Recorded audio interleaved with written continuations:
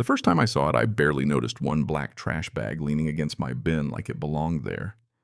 A month later, I was paying extra every week for garbage that wasn't mine. And that's when it hit me. Somebody on my street had quietly decided my house was their personal dump. I live on a corner lot outside Cedar Ridge, one of those quiet neighborhoods where people wave, smile, and mind their business a little too well. My trash bins sit right at the edge of the sidewalk, no fence, no gate, no barrier. Great for pickup. And apparently great for anybody who felt like using them. At first, I let it go. One extra bag on trash day. Fine. I figured somebody had company over or ran out of room. The truck came, the bag vanished. Life moved on. 2 bags showed up next time, tied differently. Definitely not mine. I stood there with my coffee staring at them like they might explain themselves. They didn't. And somehow I still let it slide because you tell yourself it's not worth the energy. You assume it'll stop on its own. It did not stop on its own. Within a couple weeks, it became routine. Some mornings it was a small grocery bag. Other days it was huge contractor bags heavy enough to push the lid open. That was when the real problem started because my trash company had strict rules. If the lid didn't close all the way, they wouldn't take the bin. And guess whose trash got left behind? Mine. The stuff I actually paid to have removed sat there for another week because somebody else had decided my bin was convenient. By the 3rd time it happened, I knew what was going on. So I started buying overflow stickers. A couple bucks each, not enough to ruin your day, but enough to irritate you every time you had to slap one on a bag that wasn't yours. I'd be standing there half awake holding somebody else's trash thinking, why am I paying money to be disrespected? So I started paying attention. Then one night around 11, I heard it. Footsteps, slow ones, not nervous, not rushed, just steady steps on pavement, then the soft sound of a lid lifting and closing. I stayed in bed for a second staring at the ceiling. Whoever it was, they weren't sneaking. They were comfortable. The next morning, I checked my camera. I'd installed it after a package went missing. That morning, though, I scrubbed through the footage until I found him. Tall guy, late 30s, maybe, hoodie, baseball cap, walking like he had all the time in the world. He came from 2 houses down, strolled over, lifted my lid, dropped in a bag like it was part of his nightly routine, then walked right back home. No hesitation, no glance around, no guilt. I actually laughed not because it was funny, but because it was so unbelievably casual. Like I'd been volunteered into an arrangement nobody bothered to tell me about. His name was Aaron Pike. I didn't know him well, but everybody knew of him, kept to himself. Always had stacks of boxes by the garage delivery vans at odd hours, packages moving in and out like he was running a mini warehouse from his house. So the next day I walked over. I kept it calm, neighborly. He answered with his phone in one hand. Hey, I said, quick question. Have you been using my trash bin? There was a tiny pause. Then he smiled. Yeah, sometimes, he said. My bin fills up fast. I nodded. That's been causing a problem for me. If the lid stays open, they won't take my trash and I've had to pay extra.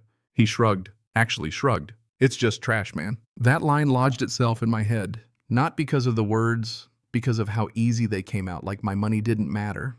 My property didn't matter. I didn't matter. So I said real calm, I'd appreciate it if you didn't use mine anymore. Sure, he said, already turning back inside. For 8 days, everything was quiet. No extra bags, no surprise fees. My bin stayed exactly how I left it. Then on day 9, he didn't put the bags in my bin. He left them next to it, loose, untied. By morning, my yard looked like the back alley behind a fast food place after a storm. Coffee grounds on the concrete, greasy containers, wrappers in the grass, one split diaper that nearly made me lose my religion. I stood there on the porch with my mug in my hand and felt that cold little click in my chest when something small stops being small. This wasn't careless anymore. This was retaliation. Eventually, I cleaned it up. And while I was doing it, I noticed something I hadn't before.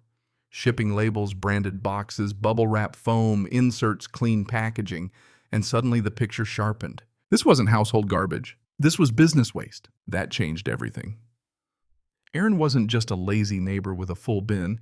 He was offloading the cost of running his business one bag at a time, spreading it around the block so nobody noticed the volume.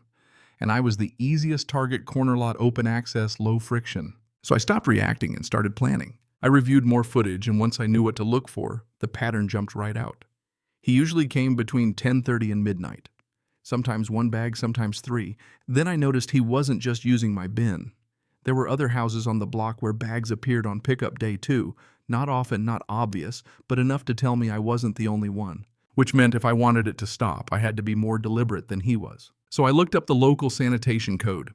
Illegal dumping, unauthorized disposal on private property, higher penalties for commercial waste. The catch was proof. Clear proof. Time-stamped proof. Good thing I had a camera. I adjusted the angle so it caught the bins, the sidewalk, and the path from Aaron's house. Then I waited. 3 nights later at 11:17 p.m., he showed up again. Same walk, same attitude, same easy confidence. He lifted the lid, dropped in one bag, then another, paused like he was considering a third, and walked back home. The camera caught everything. By the end of the week, I had multiple clips, still frames with timestamps and packaging details tied to his storefront. I printed the clearest ones, highlighted the city code, circled the fine amounts, and wrote him one short letter. Please stop using my bins. If this continues, I will submit the footage to the city. I slid it under his door and walked away. For 2 weeks, nothing happened. No bags, no mess, no footsteps. And I'll admit it, part of me thought maybe that did it. But another part of me remembered that shrug, remembered him saying, "It's just trash, man." People like that don't change because they grow a conscience. They change because the math changes. So I kept the camera running. On day 15, he started again, 3 bags, dropped right next to my bin like the warning never happened. That was it. Not rage, not panic, just that deep, quiet feeling of being done. There's a point where patience stops being kindness and starts being permission, and I had reached mine. So I went inside, organized every clip, every date, every still image, opened the city reporting form, and hit submit. 4 days later, I got a call from Cedar Ridge Sanitation Enforcement. Officer Grant. Calm voice, professional tone. He told me he'd reviewed the footage, then said something that made me sit up straighter. "We've had a few reports in your area," he said. "Nothing this well documented. Your videos helped connect a few things." That was the moment I realized this was bigger than my driveway. I hadn't just caught a rude neighbor. I'd helped prove a pattern. 2 days later, a white city truck rolled up halfway down the street. 2 enforcement officers got out with clipboards and walked straight to Aaron's front door. I watched from my window. He opened the door, saw who it was, and even from across the street I could see that easy confidence disappear. One officer pointed toward his bins. The other tapped paperwork on a clipboard. A minute later, they handed him a document. He looked down at it, then back up. That was the moment it became expensive. Then about 10 days later, Aaron knocked on my door. No phone in his hand this time. Just tired eyes and both hands in his pockets. "Hey," he said. "Hey, I got your letter and the report." I nodded. "I didn't think it was going to go that far," he said. I let that sit there. Then he started to say, it was just, and stopped himself. Shook his head. "No. Yeah, I get it. I should have stopped when you asked." That surprised me. Not because it was some beautiful apology, it wasn't, but because for the first time he sounded like a man who had run out of excuses. "They hit me with multiple fines," he said with a dry little laugh. "Didn't even know they could stack like that." "How bad?" I asked. He exhaled through his nose. "Bad enough." Then he told me he'd ordered a commercial dumpster with regular pickups. A few days later, the dumpster showed up in his driveway, huge, dark green, impossible to miss. And that was the end of it. No more mystery bags, no more garbage in my yard, no more extra fees. My bins stayed mine. Trash day became boring again. But the thing that stayed with me wasn't the fines or the footage or even the apology. It was the lesson underneath all of it. This was never really about trash. It was about boundaries. About how quickly some people mistake patience for weakness, silence for permission, kindness for free access. I spent too long trying to be easygoing, trying not to make things bigger than they were. And there's value in that. Until there isn't. Until being nice starts costing you money, peace, and self-respect. If you don't define your line, somebody else will, and they won't draw it in your favor. So no, I didn't make his trash expensive out of revenge. I made it expensive because sometimes consequences are the only language selfish people bother to learn. Now I'm curious, when somebody keeps crossing a line after you've asked nicely, where do you think justice ends and payback begins? Would you have let it go longer, handled it sooner, or gone even harder than I did? Tell me what you think. And if you've ever had a neighbor, coworker, or family member treat your space, your time, or your kindness like it belonged to them, I want to hear that story too. Because sometimes it starts with just trash. And that's exactly how you find out who people really are.